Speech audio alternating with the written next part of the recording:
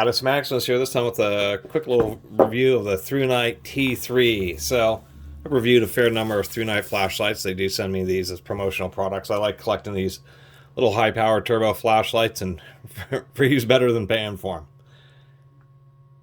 15% off at Amazon. You can pick this up for 48 bucks. It really isn't that bad. They're advertising at least somewhere around 2300 lumens. Let's take a look here. They're always packaged nice. They have a little warning. They unscrew the body so that the battery, since it has just a regular click type switch, there's a slight drain to monitor the switch, and so they have it unscrewed so the battery doesn't constantly drain. This is the T3, so it comes with a 21700 cell, 14.4 watt hour, 4000 milliamp hour. They do have these cells as high as 5000, but 4000 really isn't too bad. Gold plated. These are slightly longer, as these are protected cells, and they're really not bad cells. Decent amount of energy. They had a shorter one called the T2, which I reviewed a while ago, and the difference between this is they've upgraded the electronics some, and surprisingly enough, it doesn't have as many absolute lumens by a significant margin, like 2200 versus 3700. But as we can see, it's a deeper, smooth reflector, so it's more of a spotlight rather than a floodlight like the T2 was. And so therefore, it should have a bit better battery life. Of course, we do have the obligatory lanyard. It does come with a belt clip, pre-installed this time. Little pouch. And of course, it is USB-C charging. As with all of them, comes with an extra port cover and a couple extra O-rings. This is using, I believe, an SST40 LED. Of course, tempered glass. As you can see, the slight purplish color, so it is. It does have a... Actually, I believe that is a UV coating, because high-power LEDs do put off UV light. As we can see here, if I can just get this in the shadow, really hard to see. The LED is just not particularly bright under the switch. There we go. Now you can see it a little bit better. Really dim light. Wish the light under the switch was better, but it does have a lockout. So it's currently locked out, and it'll just flash red. How the lockout works is you press and hold. It goes into this like single 1 lumen firefly mode, and then you press and hold again, and that'll go into the lockout.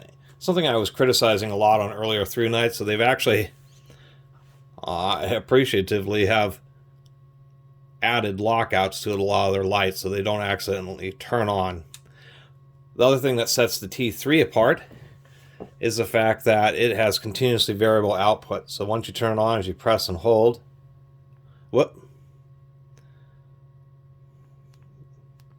there, now it's turned on. As you press and hold, continue to get brighter and brighter. We'll blink, and then we'll just rotate back down to its lowest level and blink as well. And of course, if you double click, it goes straight into turbo mode.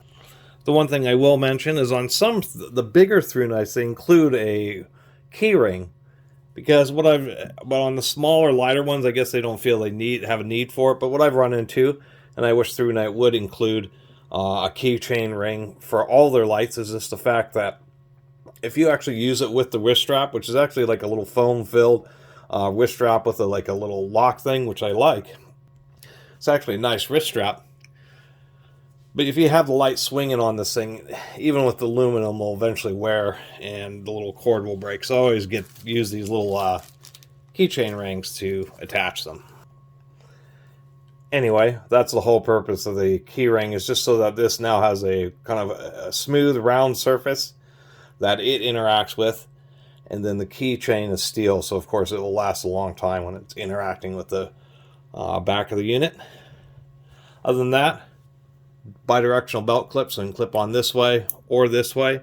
The clip itself can only go on the back of the flashlight, where you can see that undercut is. There isn't a second undercut at the top. It is only rated to run for 50 seconds on turbo,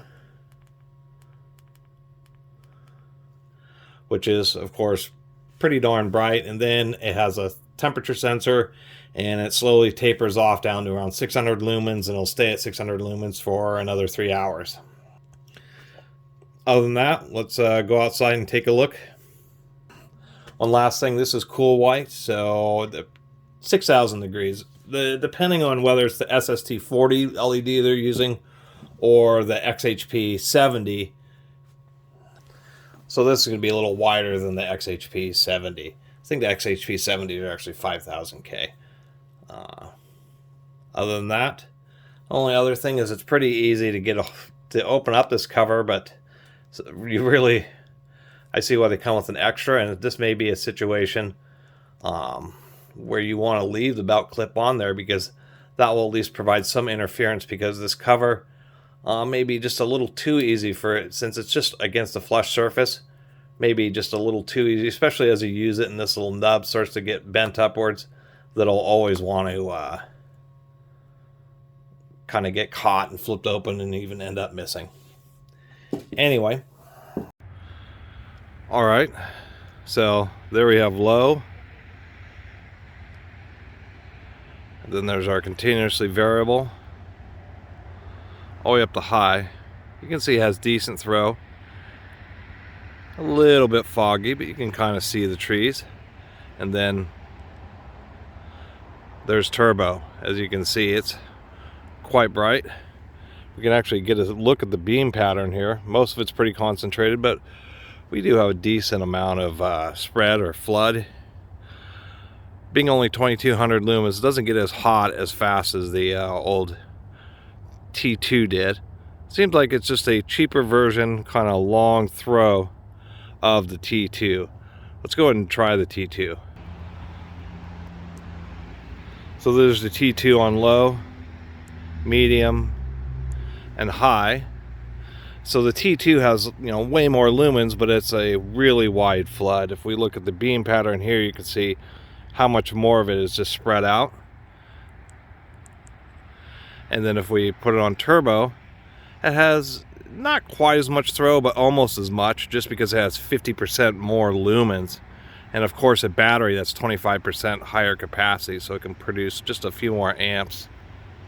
Anyway, back to the T3. So you can see the T3 just is just a bit more focused, but it's not too bad. For doing a normal walk, it's okay on low. The nice thing about the variable output is you can get just about as much light as you need, and doing normal walking somewhere around the medium level, I'm sure this is probably 300 or 400 lumens, is just fine. So anyway, that's my little video about the T3. It kind of seems like what they did, instead of coming out with a version 2, a T2 V2, what they did is they kind of came out with a T3, which is just a little bit more, I guess, tuned. The T2 only had 3 levels of brightness.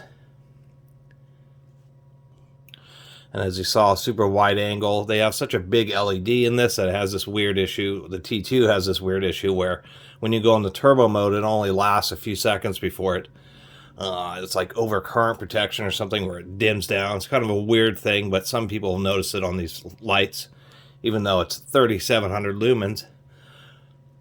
Having the deeper reflector on the T3 just tunes it more, where it seems like it's just a bit more useful. The 2200 lumens gives you about as much useful light as this super bright one with this really shallow orange peel reflector, and just more modernized controls with having the continuously variable output, and it's just a little bit cheaper. It has the 4000 milliamp hour cell instead of the 5000 milliamp hour cell that the T2 came with.